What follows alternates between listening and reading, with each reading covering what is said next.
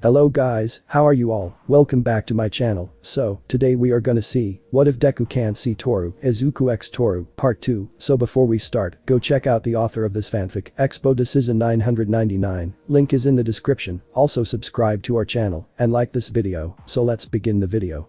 How is it that something so naturally human can stress someone out so much? This usually comes from inexperience with socializing, however, in Midoriya's case, he actually had a lack of experience. So when he was invited over to join a family for dinner, he wasn't sure how to respond. Sure, he yelled out in a high voice. I don't see any reason why not. In actuality, Midoriya didn't respond for half a minute. In the seconds that Midoriya froze up, his mind blasted with thought after thought. Is this a trap? Why would they invite me to dinner? Is it because they feel bad or are they going to threaten me? Calm down. They probably want to learn more about my quirk. Or do they want to get to know me more? Should I reject the offer? No. Guru's father gave Midoriya a concerned look as the boy began to mumble incoherently. Is he okay? Because Midoriya was lost in mid-thought, no one could tell that Hagakure was smiling. He does that sometimes. She felt that this was the norm for Midoriya and it came with this weird charm, revealing how hesitant he really was. When the color returned to Midoriya's eyes, he looked up to see everyone staring at him. I did it again. The three of them took advantage of the father's visitor's pass to use the elevator. None of them wanted to use the stairs since the principal office was on the top floor. He pulled out his phone and started to write a message. Mom, I was invited to dinner and already said yes. I won't be coming home right away. The icon for the message sent a change indicating that it had been read. It took a while for a message to get back. Okay, just don't be out too late. The length of the message was small compared to the time it took to be sent. On the other side of the message was a very happy erratic mother. Inko loved seeing that her son was socializing. She messaged her husband first of the wonderful news to realize that she needed to message her son back.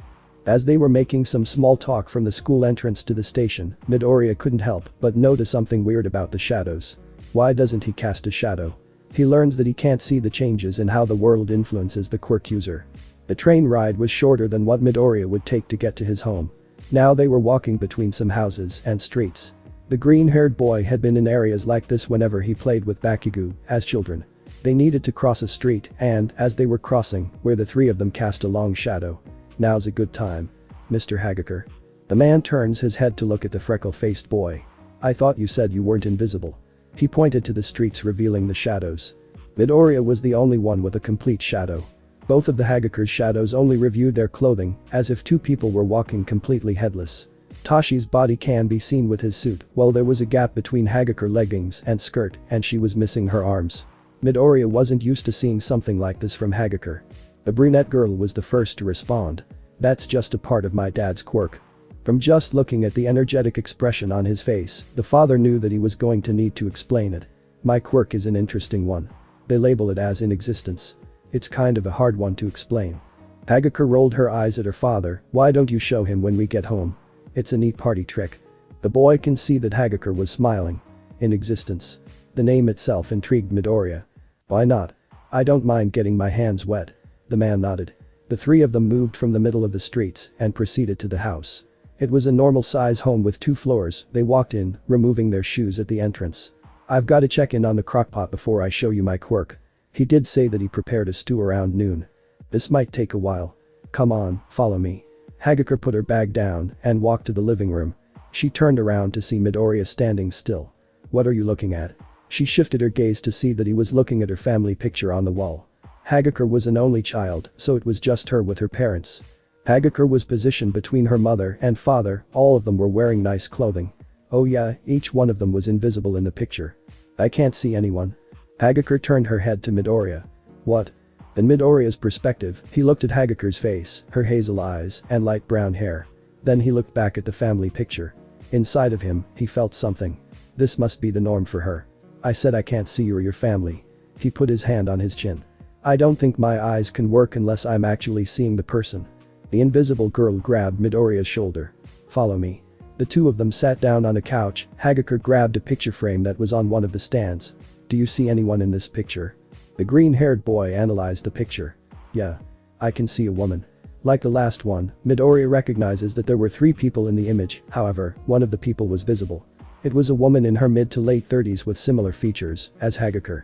From the content, Midoriya had a general idea of who she is. Is this your mother? Yes, she should be visible in this picture. With this confirmation, the girl felt relieved. The image of her body will only be limited to people in front of her.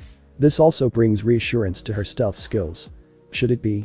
Hagakure was too busy getting an answer that she didn't properly explain. I guess I should tell you. Hagakure smiled at Midoriya. My mother's quirk is invisibility like mine, but she can turn it off and on. Midoriya smiled. You and your mother look a lot alike. For some reason, saying this, Hagakure slightly blushed and strangely pouted. Wait, where is your mom? The boy looked around nervously. The girl leans her back onto the couch. She's not here. My mom often travels across Japan for work. Just talking about her mother, Hagakure rolled her eyes. The tone in her voice didn't match her facial expression at all. Oh no. I have to be careful around Midoriya. The green hair teen picks up on this, but had a feeling that it was something he should be touching. Move it off of her mom. My dad travels for work too. This got the attention of the girl. He's actually working abroad. It has been my mom and me for a while now. What soon followed was a small silence, neither knew how to respond. I messed up again. Lucky for them, Hagakure's father came into the room with a towel and what appears to be a vase filled with water. Both of the teens were internally happy. Okay, the stew will be ready after I show this to you. The strawberry-colored haired man placed the vase on the coffee table and down on a chair. I'm sorry about making you wait to see my quirk, Midoriya. It's fine. I was wondering about inexistence. Saying the name of the quirk, he used finger quotation. Does it have to do with why we can't see you in the pictures? My quirk prevents my body from physically existing on this plane. Confusion can be seen on the teen's face. I can still interact with this world physically and people can't see me, but other than that, there is a limit. Mr. Hagakure removed his coat and rolled up the sleeve to his undersheet. I can't see my reflection, be it in photos or video. There were signs of complexity on Midoriya's face. Hagakure moved her arms, just watch. It's easier that way. Slowly, the man placed his whole fist into the water. The height of the water in the vase didn't increase. This one thing made the young boy's eyes open wide in amazement, dazzling what was before him. That's amazing. Then the man dipped the rest of his forearm into the vase and it didn't even raise an inch. Aside from measuring my volume, it's impossible to measure my weight, heck, I don't even know what my blood type is. Like some quirks, there are some drawbacks, especially with the mutant types. Isn't that dangerous? What happens if you need blood? They would have Ro give me O negative. He removed his arms from the vase, there were some droplets sticking to his body hair. He wiped it with the towel he brought along. Alright, I'll tell you more over dinner. Toru, can you help me set the table? Sure, daddy. Hagakure stood up and went to the kitchen. The moment she walked into the kitchen she got a big whiff coming off the stew. The smell alone made her water a bit in her mouth. Wow, what is that? She took another whiff and thought she smelt something floral. She decided to ignore the misplaced smell and pulled out a few bowls from a cabinet. She put the 3 bowls on the table and went back to the kitchen for spoons. Hagakure grabbed 3 before. How did you know I was here? There was a sudden voice that came out of nowhere. This startled Hagakure, making her drop the spoons on the ground. Despite not seeing who said it, the girl recognizes the voice. Mom. Where are you? When did you get home? She looked around at her surroundings. I'm over here. Hagakure turns her head to the other side of an island in the kitchen. What appeared was a head from the neck up out of thin air. She had light brown hair and brown eyes, she was beautiful. And to answer your other question, the trip ended early. When I got to the house, your father wasn't home so I let myself in. The head lowered itself and part of the skin on the chin moved as if she rested her head on her palm. I was going to surprise you during dinner, but I see that you knew I was here. Mom? I didn't know you were in the house. It's hard to tell, but Hagakure's facial expression was utterly surprising. Really? Then why did you set up a place for me? A place for you? Hagakure tried to make sense from her mother. She doesn't know about Midoriya. Mom, you need to go upstairs and put on some clothes now, I have a friend over. You have someone over, I can just hide. The head of the woman disappeared. I'll sneak past them. It's obvious from her body motion, the girl became distressed. No mom. This person will see you. The shaking of Hagakure's body increased, this is how she usually expresses her fear. See me? The invisible woman hasn't seen this type of reaction from her daughter before and she wasn't making much sense. What are you talking about? The kitchen had 2 entrances, one leading from the hallway and the other to the dining room. From the hallway entrance was a man carrying a vase. What's going on here? What soon followed the man was the green-haired teen. All the man could see in the kitchen was her daughter's clothes and a few spoons in hands. However, in Midoriya's eyes was a moment of deja vu. He could see that his new friend was completely flat and the backside of an older woman. His face froze, as if he was shocked, his pale pigmented skin became a very bright red. Hearing her husband, the invisible woman started to turn so she could see him again. Earlier he did come in and check on the soup, then fill a vase with water. She assumed it was something for decoration. When Midoriya saw her turning, he shut his eyes and did a complete 180 turn. Lucky for him, his reflexes improve over the years, so he turns before seeing anything that can ruin his potential friendship. I didn't see anything. I'm just going to leave right now. Almost in a flash Midoriya grabbed his bag and shut the door behind him, leaving the house. He was scared of him. All three of them had their heads to the front door. The mother turned her head visible like before. Who was that Tashi? And what was he shouting about? This wasn't what she expected from coming home. Honey. The man had the same reaction as his daughter, surprised to hear her. If they could, the father and daughter would be looking each other in the eyes and know the truth. Shit. He was internally livid, he couldn't direct it at Midoriya nor his own family. The man kept calm though, he's able to keep his emotions in check. After Hagakure's mother put on some comfortable clothing, she sat down with her family and ate dinner together. The invisible girl wanted to send Midoriya a message before she ate dinner, but she didn't know what to do or how to even start. During dinner, the father and daughter tried to explain everything that they had learned yesterday and the events that occurred in the principal's office. When she heard the whole story and the events that transpired, there was a smile on her mother's face. That's it, Toru, you're transferring to a normal high school. Neither of the parents could see, but Hagakure's jaw dropped open. She's doing this now. The girl looked across the table where her mom was positioned. Mom. I want to be a hero, and you said if I got into the top hero course in the city, then you'll support me. That's before we knew there was a quirk like that. She raised her finger, as if she had an idea. I can make a call to this private school that hasn't even started yet. Your mother has some connections. No mom. Hagakure became more aggressive. Before it was because I couldn't defend myself, now you're using Midoriya as an excuse. I'm looking after your well-being. It was already difficult for parents and their children to fully understand another, but the invisibility has added another tier of adversity. During this time, Tashi Hagakure was on one side of the square dining table. An aspect of his mutant quirk made his presence disappear from the world unless he wanted to disturb. He saw this as a time to jump in. Toru, go upstairs and prepare yourself for bed. Your mother and I are going to have a talk. Hagakure stood up before taking the remaining dishes to the kitchen and heading upstairs. She stopped at the bathroom before heading into her room. Cleaning her head, face and hair became a typical routine for Hagakure. A downside to her invisibility is that if there was something in her hair or on her face, it can be seen immediately. She would constantly clean herself. The invisible girl had a feeling that if she's able to see herself one day, her face would be clean. While Hagakure washed her face, she used this time to clear her mind. She removed the towel from her head after drying her hair. Hagakure wiped the mirror clean from the mist of the hot water. As she was staring at the reflection of her floating tank top, she tried to picture what she would look like. Using Midoriya's drawing as a reference, she imagines herself, skin, hair, and all.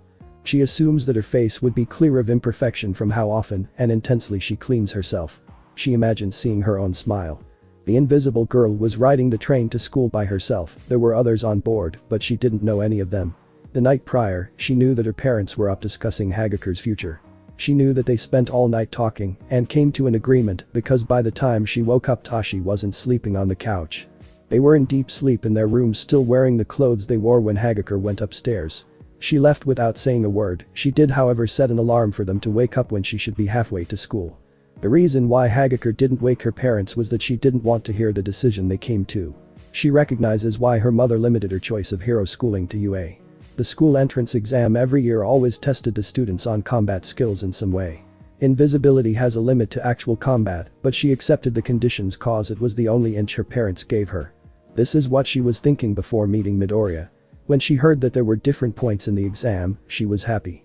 A majority of her points came from the secondary scoring. She was glad that she managed to get into the school of her dreams, but she often contemplates her presence. Can I become a hero? It didn't help that her first training simulation was a complete one-sided battle. I couldn't do anything.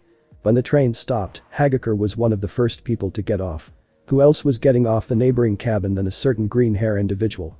If people weren't leaving behind them, the two would have stared at each other, standing still. Without saying anything, they walked to one another. What soon followed was a fit of awkward laughs. He is going to apologize about yesterday. I have to stop him. The girl expected an apology from Midoriya, so she raised her hand. Stop. I don't want to talk about this in public. Can we discuss this later? Midoriya, still red, nodded his head. Thank you. Hagakure breathed out a sigh. The two banter a bit before Hagakure asks Midoriya something that was on her mind. If anyone knows what hero material is, then Midoriya would know. Midoriya. What is Hagakure? I just want your opinion on something.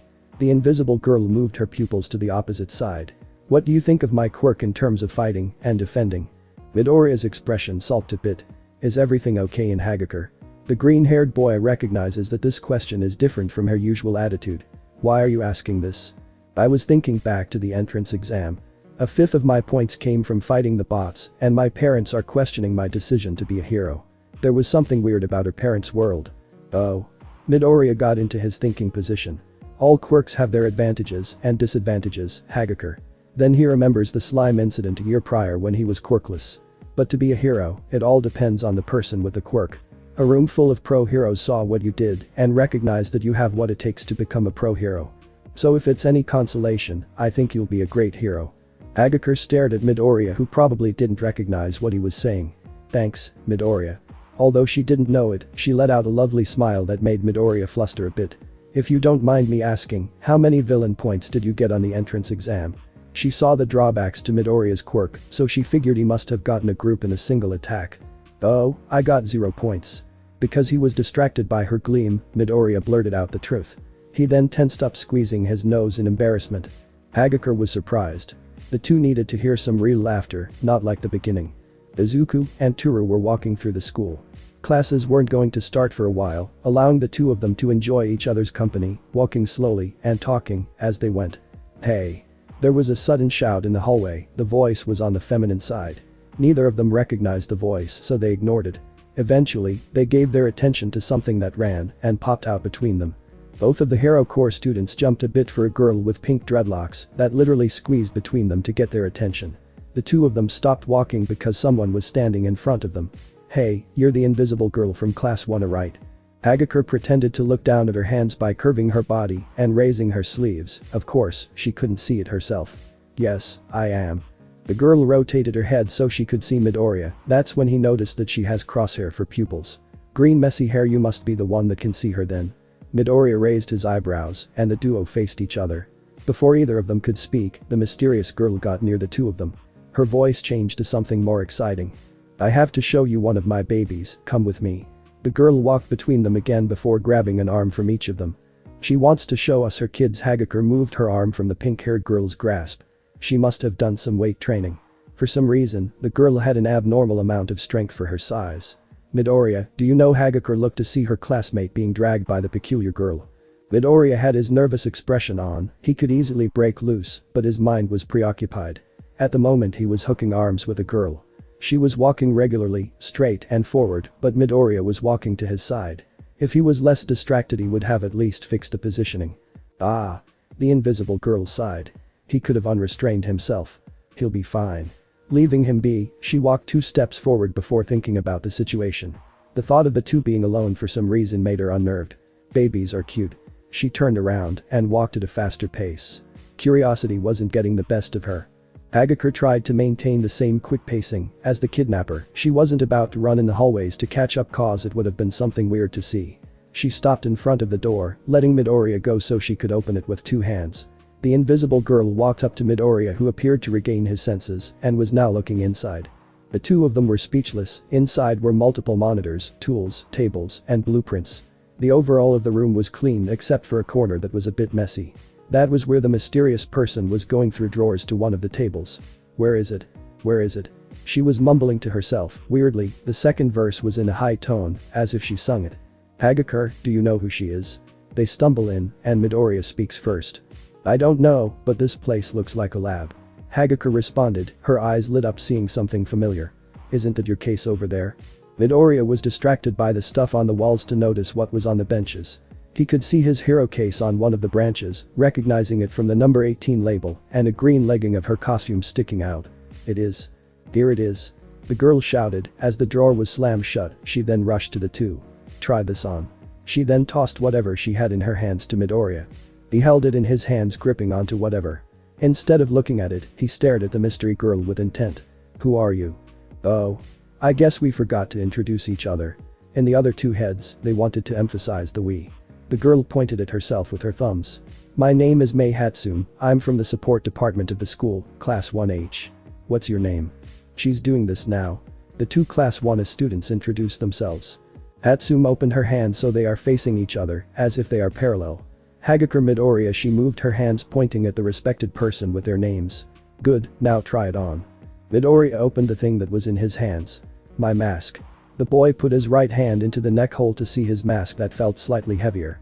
The bunny-like earpieces were still there, the netting for the mouth was gone and replaced with a hole just for his mouth. The biggest difference was the eyes, the holes were now gone and had a glass layer that had a slight black tint. This looks familiar. Do you like it? It looks cooler now. Midoriya looked up with a questioning expression on his face.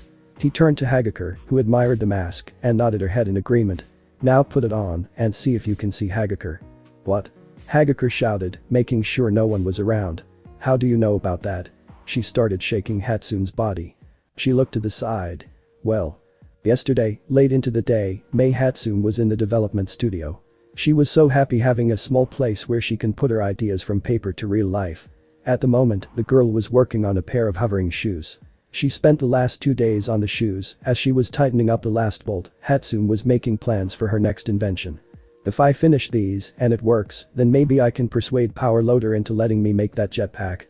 Hatsum was so distracted by her internal thoughts that she accidentally knocked over a small box of bolts. She crouched down behind and under the table to pick up the pieces. After collecting half of them, she heard a set of footsteps enter the room and heard two voices. Can you explain to me about the memo you just sent? It means what it means. I just want you to keep an eye on young Midoriya and Hagakure. If you think you see any misconduct coming from Midoriya, I want you to confirm what you see.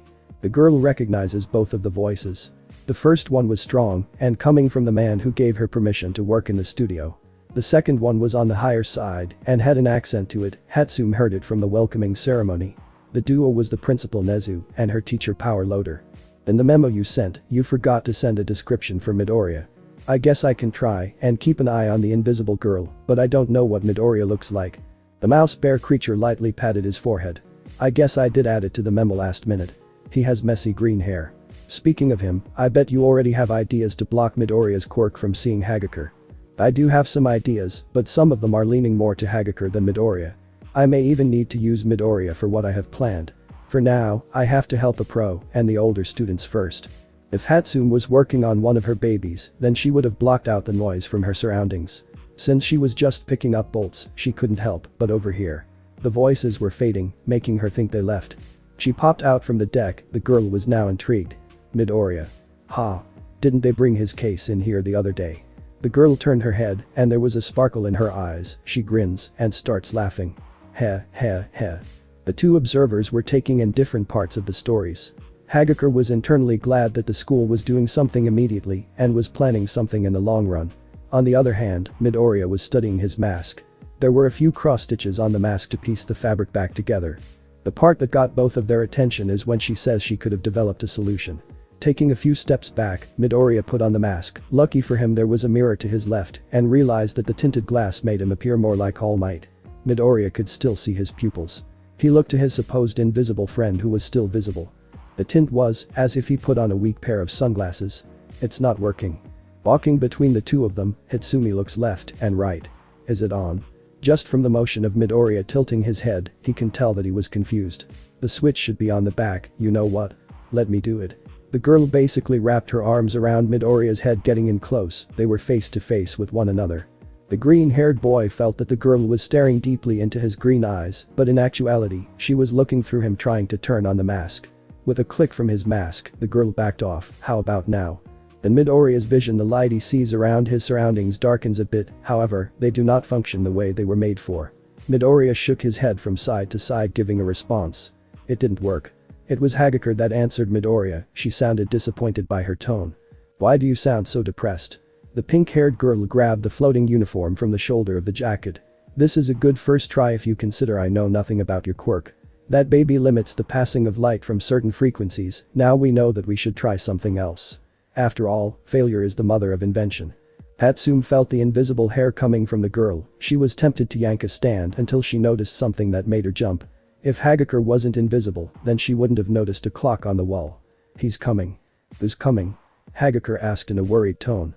The inventor girl rushed to the table, closed the case, and put it on a workbench against the wall.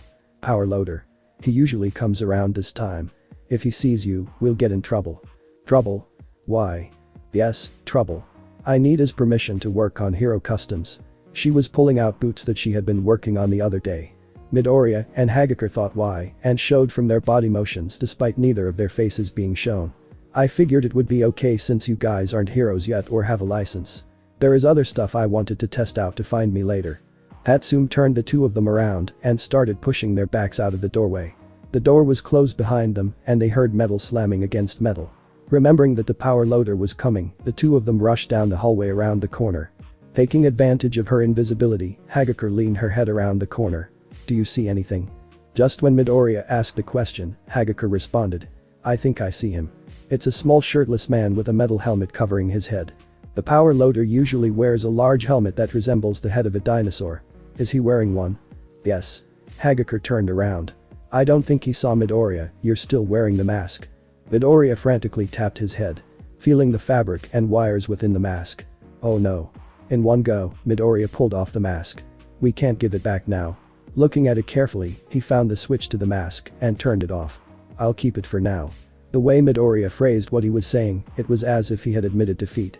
Walking side by side, the two made it to the class just before homeroom started. Afternoon rolled around sooner than expected. The students of Class 1 weren't sure what to be expecting in their hero course. On the first day, they were taken into a battle simulation. The next day, Aizawa gave them a lecture on first aid. So when the erasing hero said that they were going to practice rescue simulations, the whole class got excited. In the locker room, everyone was changing into their hero costumes. All except for a green-haired boy who was stripping down and putting on his gym attire. Kaminari was changing next to the boy since his locker was closed. Hey Midoriya, why aren't you getting changed into your costume? Oh. Most of it got torn up from the battle simulation, so I have to wear this for now. He had just pulled up his pants. Bakugo sure did a number on you, but not much more than you did to yourself. The blonde-haired boy was quick with changing, so he closed his locker. He gave off a sinister smile. You seem like a smart person. If you had my quirk Midoriya, what would you try to do? Midoriya got into his thinking position as he popped on his shirt and chin piece he bought for himself. I bet there is a lot of potential for your electric quick Kaminari. If we can incorporate a conductive item such as it didn't take long for Midoriya to sink into his muttering habit. Kaminari nodded his head, agreeing to whatever Midoriya was saying.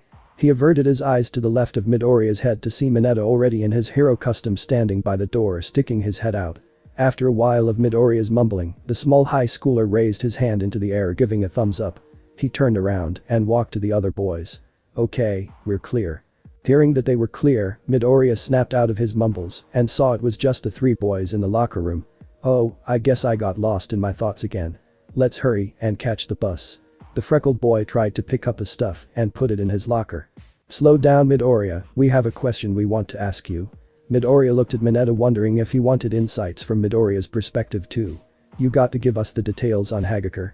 What? The boy in the middle made a blank impression. Didn't you already see the drawing, Mineta? Come on, Midoriya. If I remember correctly, you were able to see our invisible Hagakure. Meaning that you must have seen her whole body.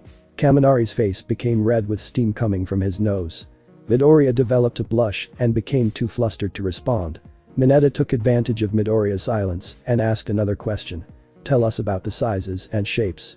Feeling cornered, Midoriya felt that he needed to say something, but he knew he couldn't say what they wanted him to say. It happened so fast that I didn't see anything. He quickly spurted out his statement, although he had seen some stuff, he had to leave it be. The boy felt that he was betraying Hagakure by even talking like this. That's a shame. Internally, Midoriya was happy that the kids had believed his lie. But I bet you can get a really good look today with your eye. Oh yeah, well, yesterday I learned I can turn that part of my quirk off and on. Oh, but Midoriya, you are so lucky. I know you are still going to take glances at her though whenever you can. Why can't they leave me alone? Midoriya was looking at the two who kept pressuring him. He didn't want to have this image among his classmates. I can use that. Midoriya reached into his bag and pulled out the mask Hitsumi made. He put on the mask covering a majority of his face. They gave me this to wear, so that aspect of my quirk is cancelled out. One of the advantages of the mask is that he can lie easily, all he had to do was control the way he speaks. Thinking back to Midoriya's battle simulation a few days ago, the two recognized the mask was different from his original. That's unfair, restricting your quirk like that. Wait, maybe you can find scenarios where you have to take off your mask.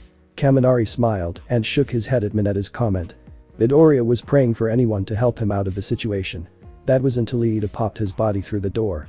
Kaminari, Mineta, Midoriya, we need to leave now. Everyone is boarding the bus. Aizawa said he'll make us run if you aren't there now. The teen was speaking authoritatively to the three. Midoriya couldn't help but smile seeing his savior. Iida. As he passed through the door, he secretly thanked Iida for saving him in his mind. The group of the four boys managed to make it just as the bus doors were opening. He saw all of his classmates, including Hagakure. Okay Izuku, look normal.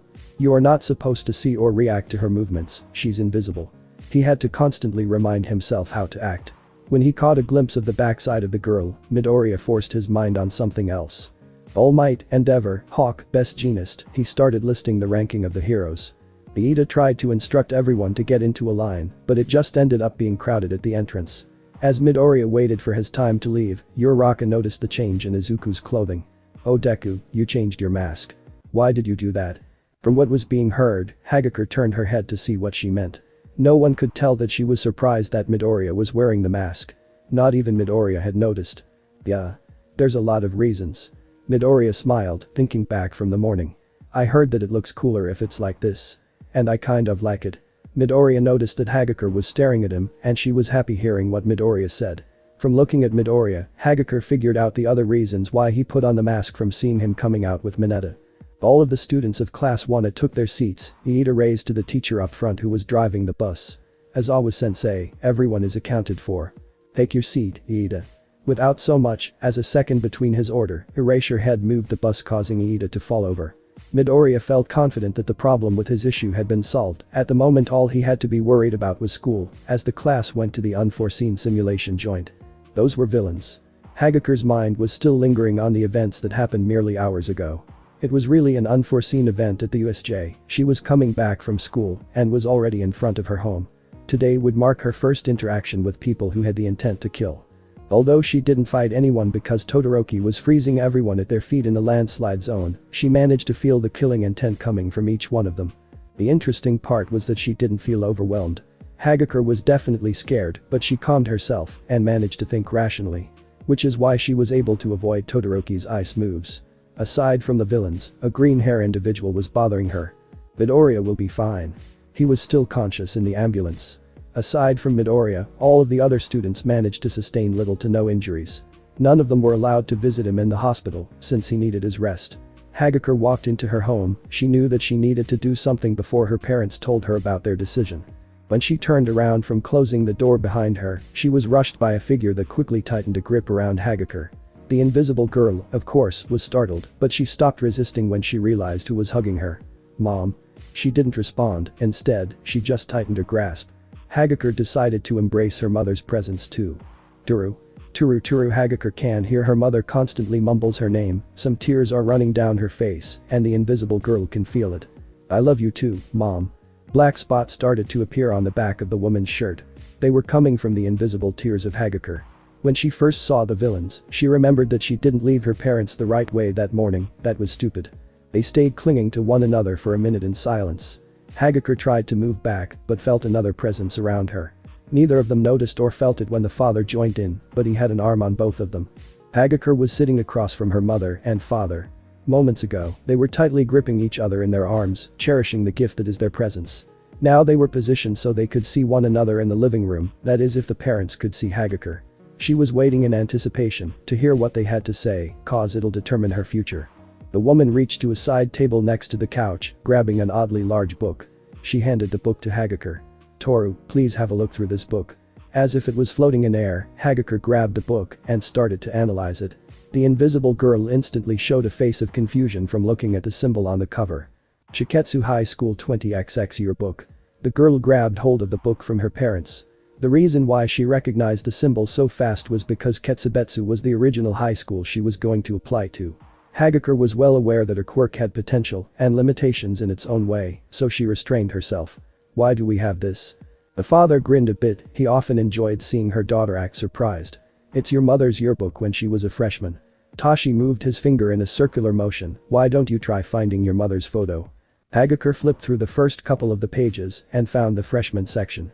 Initially she was going to pass the hero's course, but then she saw a familiar hair color. She froze her movement at the page, looking at a girl with a cheerful smile and bright brown hair. It was a picture of her mother when she was a.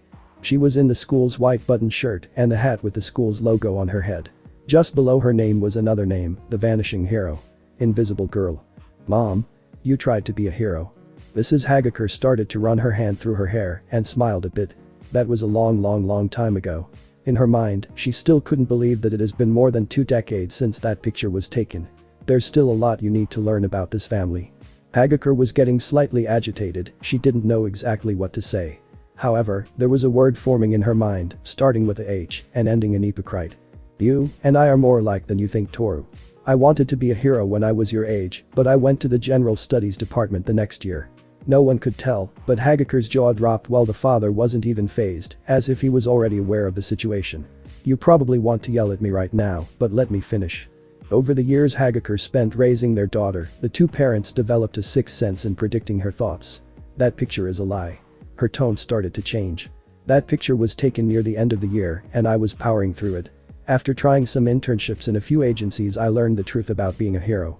Everyone knows that heroine is putting your life on the line for the job, but only the people on the job truly know those feelings. The mother lifted her head. It was something that I couldn't handle when it was in my face. Waking up every morning was something that became troublesome. It was too much. Mom? The father wrapped a hand around one of the mother's hands, comforting her from remembering the past. Your mother and I agreed to tell you this and then ask you one last question. Based on your answer, we're going to leave you be. We wanted to know how you will feel knowing that people will come after you with a threat to kill, but with the USJ, I guess you got first-hand experience. Do you think you can still be a hero knowing the risk? If the parents were to ask her that morning, Hagakure would have responded with a yes. However, that yes would have been half-hearted, she'll still be questioning whether she was fit for the career. The events at USJ and the words of a green-hair individual reassured her. I still want to be a hero. Her response wasn't her usual hype self, she spoke in a firm tone. I know I can do it. Hagakure's mother deeply inhaled, okay, if that's your decision, then I'll support you.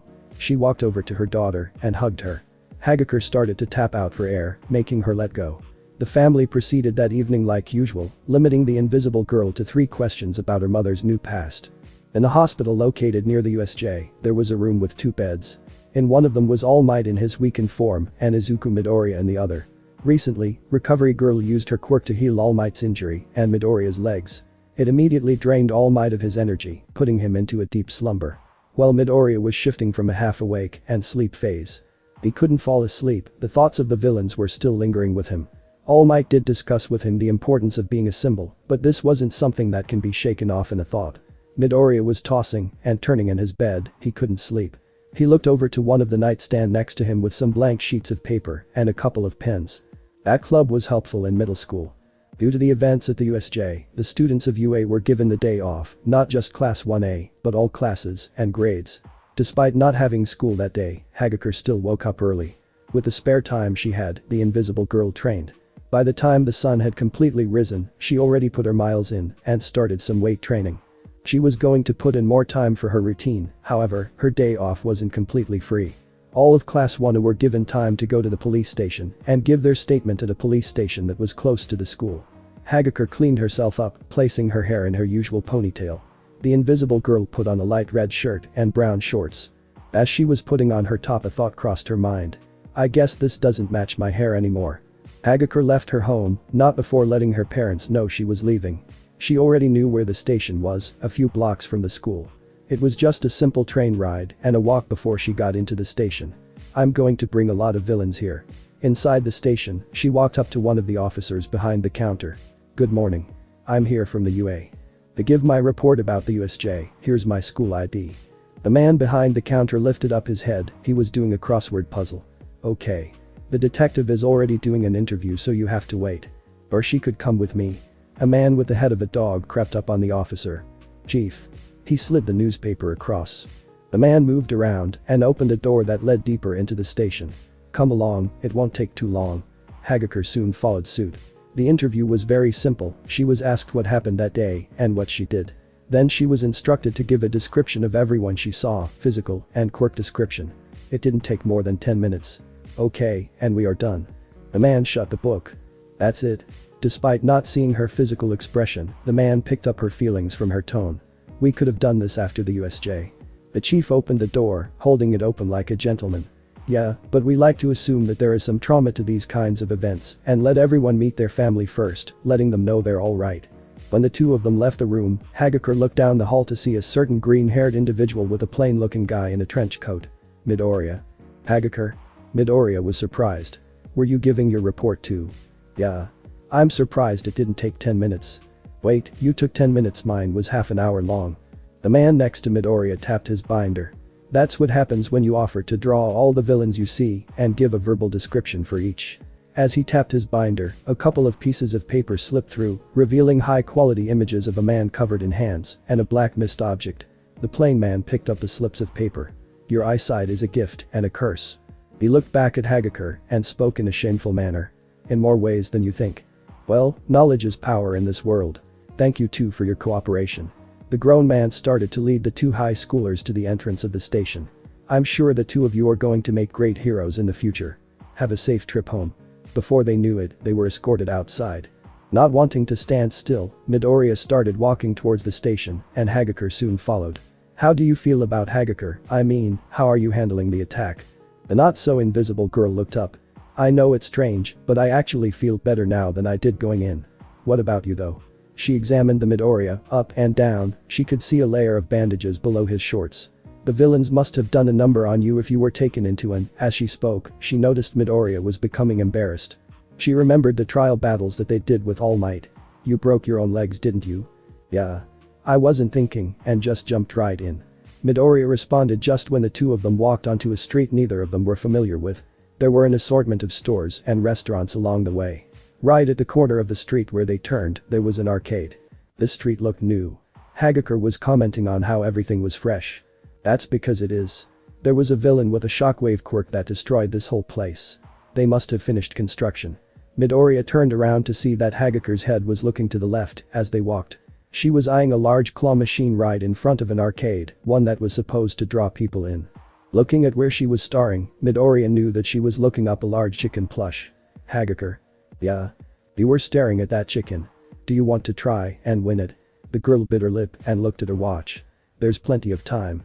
"I do." Hagakure dug around in her handbag and pulled out a couple of coins and immediately put them all into the claw machine. "Come on. Try after try." The invisible girl constantly walked around the side to make sure the claw was lining up perfectly. However, perfection doesn't mean a guaranteed win. She had the giant plush right on the head for it to only fall when it reached the top. "This thing is rigged," Hagakure said as she slammed her arms to the glass. "I'll give it a try." Midoriya walked up, inserting the coins he dug through his pocket for. "Good luck." She said it in a sarcastic tone. She was standing behind to see Midoriya doing his run.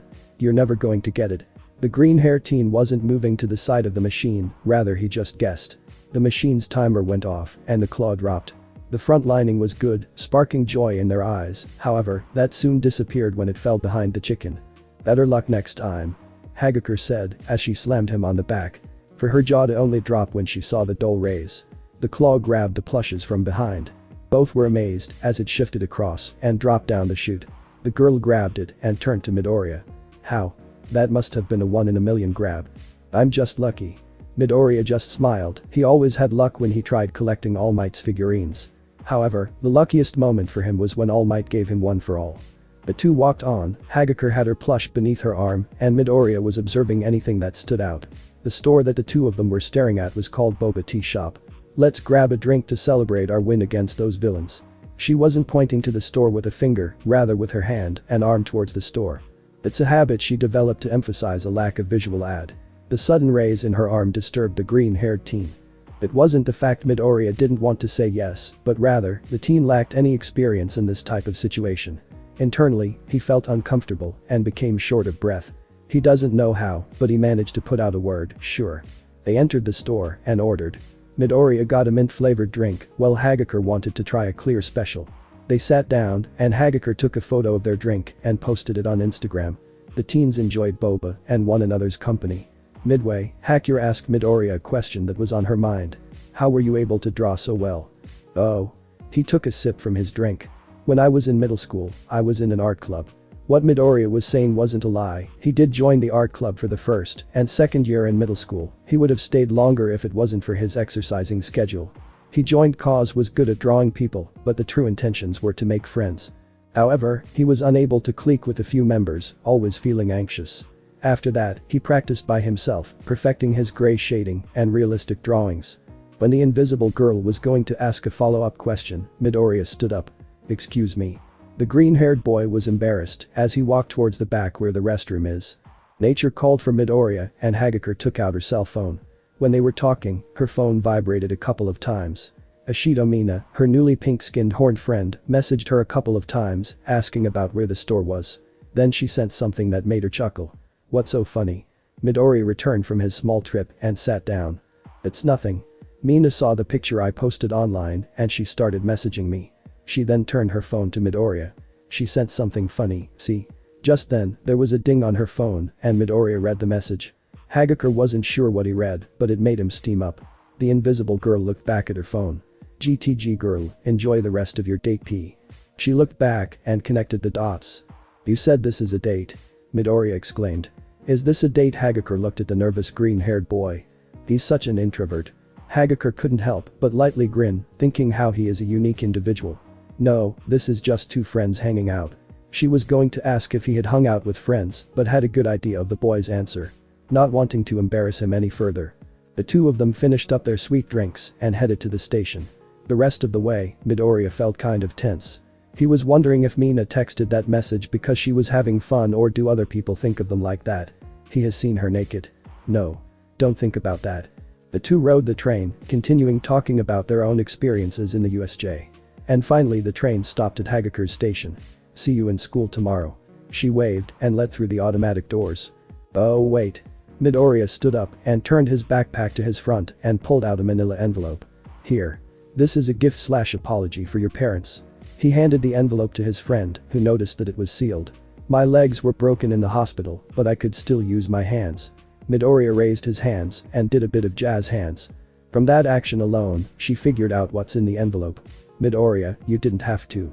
Before she could finish, the speakers to the train station turned on, letting everyone know the doors were closing, shutting between the two teens. The two didn't break eye contact until they were out of each other's sight. Being stared back made the girl feel happy. Although she was tempted to open the envelope, it would have been clear that someone opened it from the rip marks. Gotta be patient. She hurried home so she could see the content. Not noticing the norm of people staring at floating clothing and a chicken plush. Hagakure walked into her home to see her parents sitting next to each other, watching TV. Toru welcomes home. It was her father who greeted her, but he still remained sitting down with his wife leaning on him. "We would get up and hug you, but we're just too comfortable." Tossing the chicken upstairs, she then joined the two of them on the couch, handing them the envelope. "What's this?" "It's a gift." The mother grabbed the note and started peeling the fold. "I ran into Midoriya and he gave me this." The mom looked at her daughter confused. She wasn't sure who Midoriya was. "The one that can see me." She pulled out a piece of paper that had, but what else, a drawing of the girl in her uniform. The father and girl already noticed the drawing was different from the one from before. The last one was sketchish while this one was on another level. Not to mention it's from the collar up, but resembles the body frame from the drawing of her father. This one came out better than the last one. Yeah. He had more time working on this. The father and daughter were just looking at the extra bits they didn't see before. "Maybe we should frame this one." Tashi's smile faded away when he realized his wife hadn't said anything. She was too busy looking at the photo, frozen. "Honey." She then wrapped her arm around her daughter. "You take a lot after your mother, you know that, dear." Hagakure nodded in her mother's arms. "Yeah. Come on. There's a perfect frame in the box where I found the yearbook." The grown man remained on the couch as the two went upstairs to the storage room. It was easy to find the pre-opened box and the two started reminiscing. Then the mother pulled out the familiar hat. "Oh man. I haven't worn this in the longest time." It was a Shiketsu uniform hat and the mother placed it on top of her head. "That's nice, mom. Did you keep your hero costume too?" "No. I had to return that, but they did let me keep the hat." She then gave off a smile and opened her eyes. "This is why, Toru, look." The mother activated her quickly and turned herself invisible. Hagakure wasn't giving a reaction. "What am I supposed to be seeing?" "It's not what you're supposed to see, but what you're not supposed to see." If the girl was visible, then the mother would have seen her raise an eyebrow. That's when the mother's long sleeve rose and pointed to her head. That's when both of Hagakure's eyes shot open. "What happened to the hat?" It turned invisible too. This hat is made out of my hair so I can activate my quirk with it. We can do it with you. Hagakure was stunned, she stood there opening her mouth, that's if anyone noticed. What? The end. Thanks for watching my video, and make sure to check out the author of this fanfic, link is in the description, see you next time, till then sayonara.